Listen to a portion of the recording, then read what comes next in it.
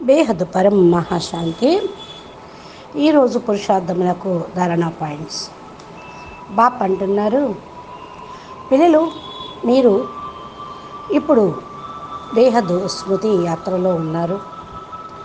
మీకు ఈ జ్ఞానం చక్కటి మార్గాన్ని చూపిస్తూ రకరకాల సీనరీస్ అతీతంగా తీసుకొని వెళ్తూ ఉంటుంది.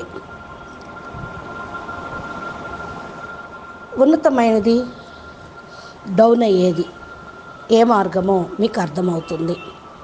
అనేక విఘ్నాలు మీ యాత్రలో బాధాకరంగా ఉన్న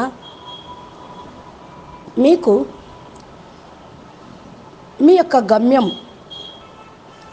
గురించినటువంటి జ్ఞానము ఉంటుంది కనుక అదే మిమ్మల్ని గమ్యం వరకు నిశ్చిత సమయంలోనే చేరుస్తుంది.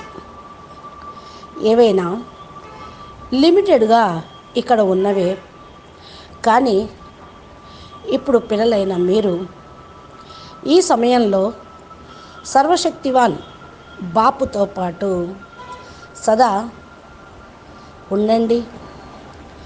మీ యొక్క బోజాను భారమును బాపుకు సమర్పణ చేయండి. తమ గమ్యానికి చేరండి. అలర్ట్గా ఉండి మీ మనసు బుద్ధిని చెకింగ్ చేసుకోండి. మీరు బాప్ సమానంగా బేదాగ్ అనగా మచ్చలేని మాణిక్యంలాగా వజ్రంలాగా అయ్యి గమ్యం వరకు చేరుకుంటారు. ఎప్పుడైతే లెక్కాచారం గొప్పగా వచ్చినప్పుడు పిల్లలు సందేహపడుతూ ఉంటారు. కానీ పిల్లలు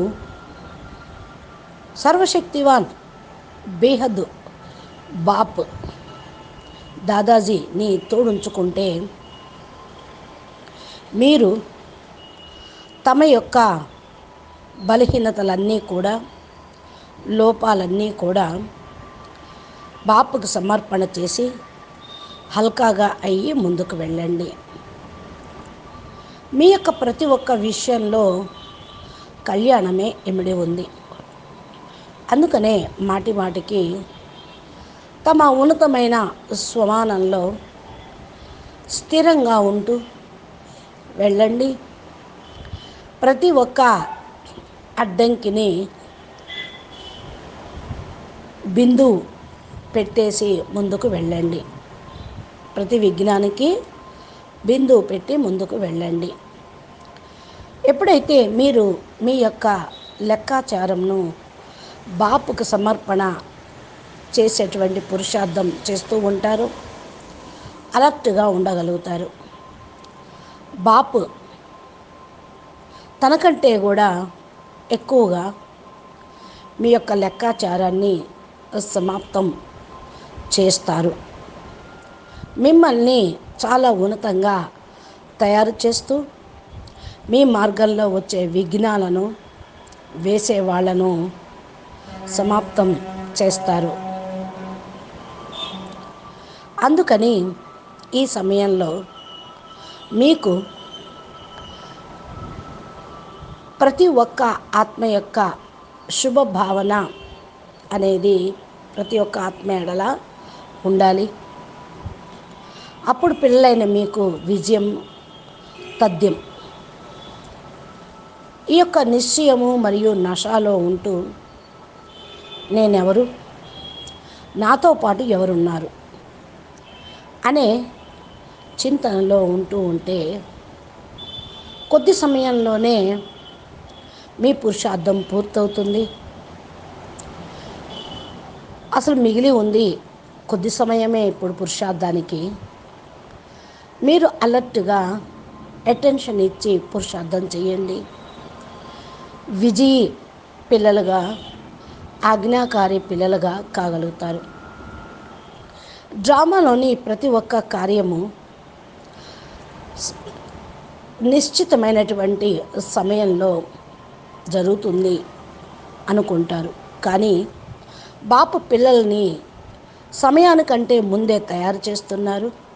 సమయానికంటే ముందే సంపూర్ణంగా అవుతూ బాపు యొక్క ప్రతి ఒక్క ఆజ్ఞని పాలన చేస్తూ తమ భాగ్యం అనండి, మంచి సమయం అనండి, చాలా సమీపంలోకి తీసుకొని వచ్చేటువంటి జ్ఞానమును బాగా అర్థం చేసుకొని స్వయంను పరివర్తన చేసుకుంటూ ఉన్నారు.